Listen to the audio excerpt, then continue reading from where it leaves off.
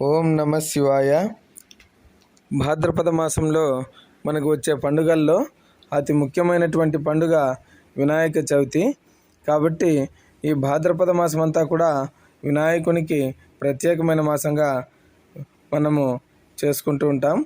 కాబట్టి గణేష పురాణాన్ని ఈ వినాయక చవితి నుండి ప్రారంభించి భాద్రపద మాసం అంతా కూడా ఆ పురాణం మొత్తాన్ని కూడా నేను వినిపిస్తూ ఉంటాను.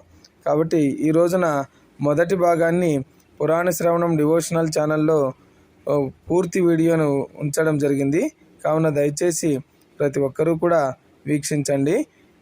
పురాణ శ్రవణం డివోషనల్ ఛానల్ను చూస్తున్న ప్రతి ఒక్కరూ కూడా సబ్స్క్రైబ్ చేయండి.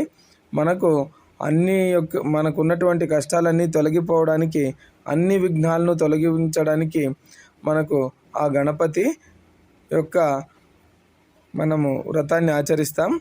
అలాగే ఈ పవిత్రమైన రోజున ఆ గణేష పురాణాన్ని విన్నా కూడా మనకు సకల శుభాలు కలుగుతాయి అనడంలో సందేహం లేదు. కావున అందరూ కూడా వీక్షించండి. ఓం నమ శివాయ.